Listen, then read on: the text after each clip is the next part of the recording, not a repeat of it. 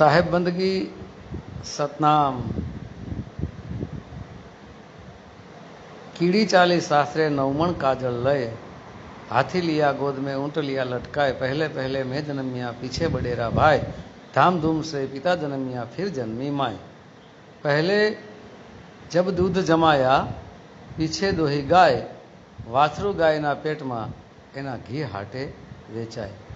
ईंडा हता तब बोलता अब बच्चा बोलता नाई, नानी होय तो चेतजो ऐसी गोरख को गम आई।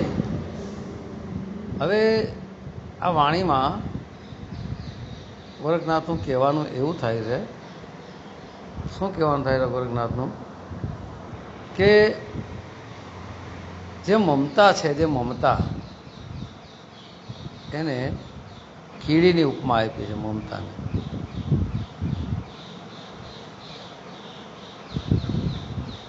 હવે મમતા રૂપી જે કીડી છે,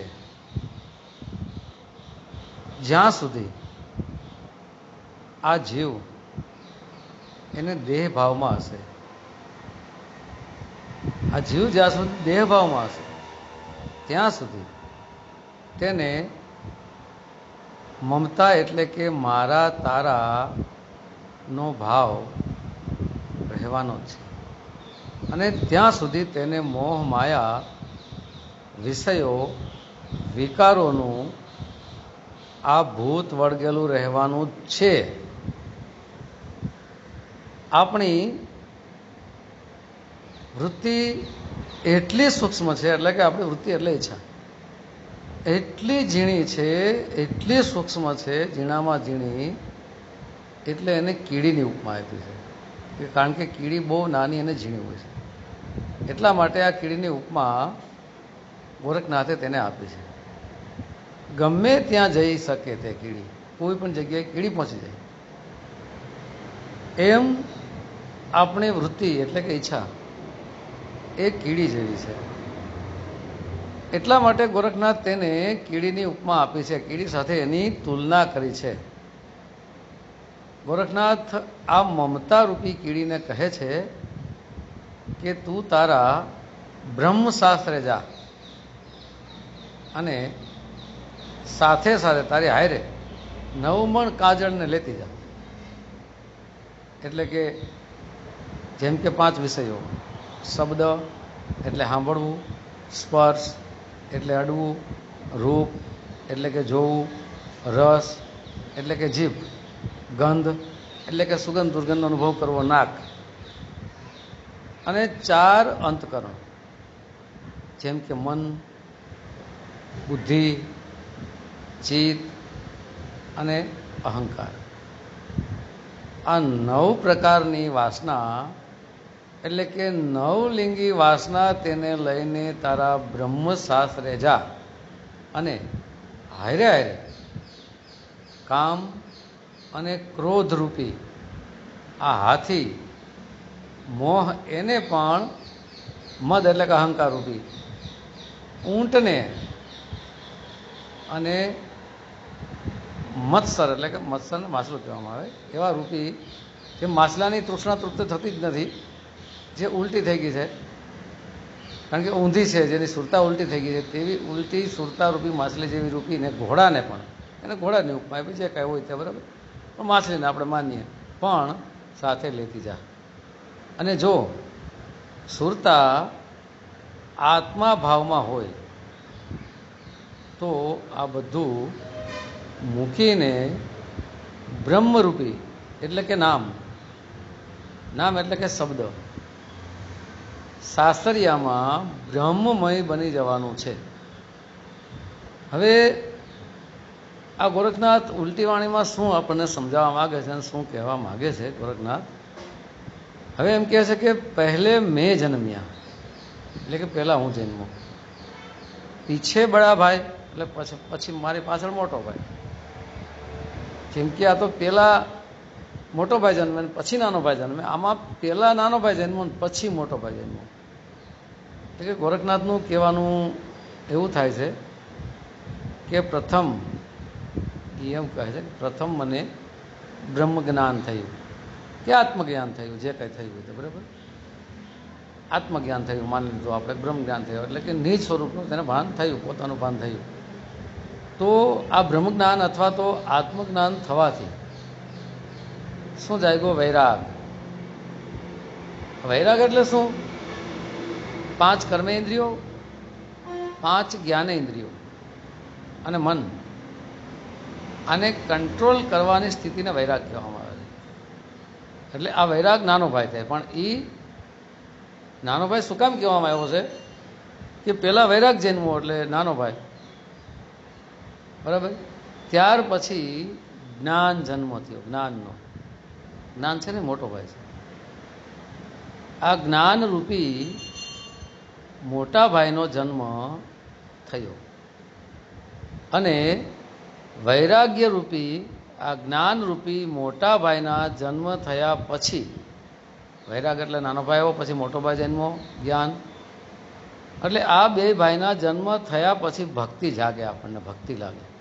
ભક્તિ એટલે શું? ભાવ પ્રગટ થઈ જાય પરમાત્મા પ્રત્યેનો, ગુરુ પ્રત્યેનો, કે કોઈ પણ જેને આપણે માનતા હોય તેના પ્રત્યેનો ભક્તિ જાગે. તો ભક્તિ છે ને એ માં છે. આ ભક્તિરૂપી માતાનો જન્મ થયો.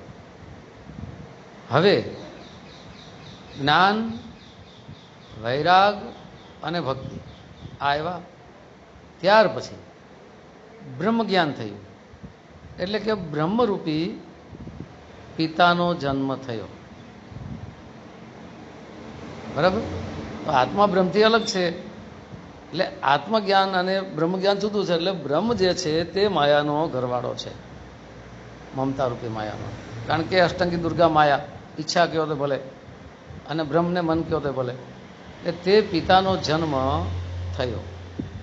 હવે જ્ઞાન, વૈરાગ, ભક્તિ અને બ્રહ્મનું જ્ઞાન થવાથી પરબોધ થયો. બોધ એટલે સમજણ, એટલે ઉપરની શરીરથી ઉપરનો એને સમજણ થઈ, વિવેક એનો જાગ્યો. ત્યાર પછી બોધરૂપી દૂધ, એટલે જે સમજણરૂપી જે દૂધ જે છે, જે વિવેકરૂપી દૂધ છે, એને જમાવ્યું. એ જ્ઞાનરૂપી દૂધ, જે કાંઈ તમારે માનવું છે તેને જમાવ્યું, બરાબર.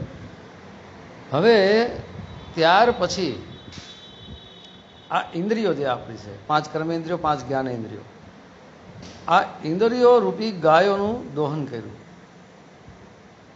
એટલે એને પછી દોઈ. મનરૂપી વાછડો, જે મન છે ને વાછડા, મનને વાછડાનું ઘણી જગ્યાએ આ બધું, આ ગોરખનાથનું શું એકને એક શબ્દ ઘણી જગ્યાએ વાપરતા હોય છે.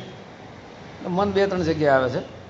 મનરૂપી આ વાછડો ઇન્દ્રિયો જે ગાયું છે, વિષય વાસનારૂપી જે ઇન્દ્રિયો, વિષય વાસના એટલે શબ્દ સ્પર્શ રૂપ રસ ગંધ, આ જે વિષયો જે છે, વાસનાઓ જે છે, ત્યાં મનરૂપી વાછડો ઇન્દ્રિયરૂપી ગાયના પેટમાં સ્થિર થતા તેના પેટમાં સ્થિર થઈ ગયો.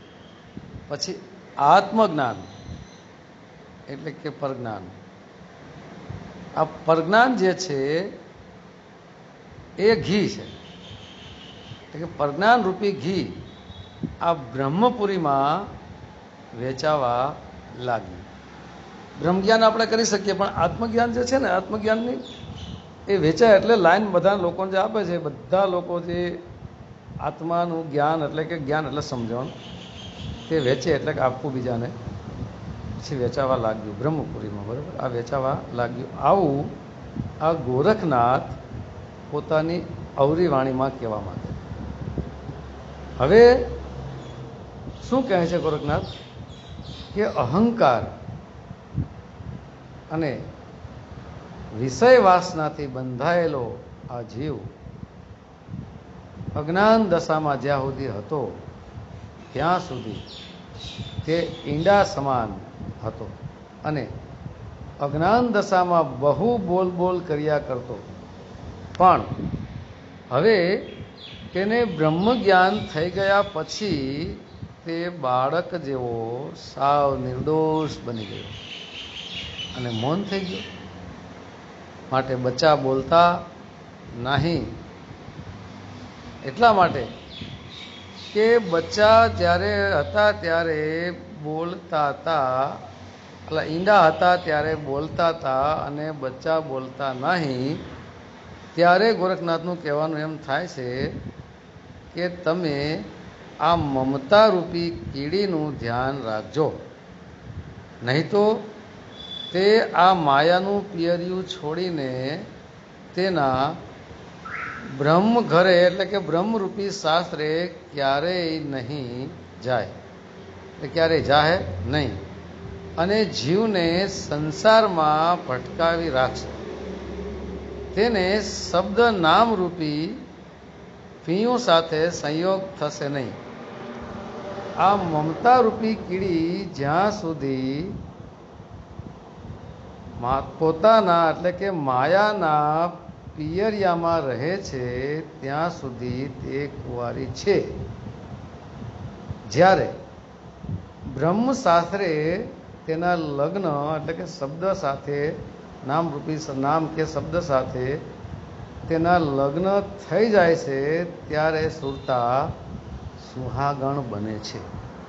હવે જેમ કે ઈંડા હતા ત્યારે બોલતા હતા અને બચ્ચા થયા તો બોલતા બંધ થયા, તો આનો અર્થ શું થાય છે કે ઈંડું ગોળ હોય, લંબગોળ હોય, આમ તમે એને આમ જરાક ધીરેકથી ધક્કો મારો એટલે દળવા માંડે, આમ દળે તેમ દળે આમ દળે, દળતું દળતું બધે જાય. એટલે કે જેની કાચી ભક્તિ જેની હોય છે તે બહુ બકબક કરતો હોય, બહુ બોલબોલ કરતો હોય, શાસ્ત્રોમાં જતો હોય, પુરાણોમાં જતો હોય, શાસ્ત્રો સાંભળવા જાય, પુરાણો સાંભળવા જાય, સત્સંગ સાંભળવા જાય, બીજાને સમજાવતો હોય, બધી બાજુ થોડી વાર થાય તો આમ જતો રહે, થોડી વાર થાય તો આમ જતો રહે, થોડી વાર થાય તો પહેલા પંથમાં જાય, થોડી વાર થાય તો પહેલા પંથમાં જાય, આમ બધે તે ફરતો રહે છે. કારણ કે શું છે, એની ભક્તિ કાચી છે, ઈંડું છે, હજી કાચી સમજણ છે, કાચી બુદ્ધિ છે, ખબર પડી નથી. પછી જ્યારે એ ઈંડાને સેવવામાં આવે, સેવે કોણ? જ્યારે ગુરુગમ મળી જાય ને, ગુરુગમ ગમ કહેતા સમજણ, ગુરુ પાસેથી તેની સમજણ મળે, જ્ઞાન મળે, પછી સુરતાથી તે સેવાય છે. સુરતાની ગરમી મળે એટલે સુરતાથી સેવાય એટલે ઈંડામાંથી બચ્ચું જન્મે. હવે બચ્ચું કોણ? માનો કે એક મુરઘીનું ઈંડું છે, તો ઈંડામાં એનો આકાર દેખાતો નહોતો, બરાબર? પછી બચ્ચું થયું એટલે મુરઘીનો જે મુરઘીનું હતું તો મુરઘી સ્વરૂપનો આકાર થઈ ગયો, એટલે પોતાનું સ્વરૂપમાં તે આવી ગયો. એમ આત્મરૂપી પોતાના સ્વરૂપનું જ્યારે ભાન થઈ જાય ત્યારે તે બોલતો બંધ થઈ જાય છે. સાહેબ બંદગી સતનામ.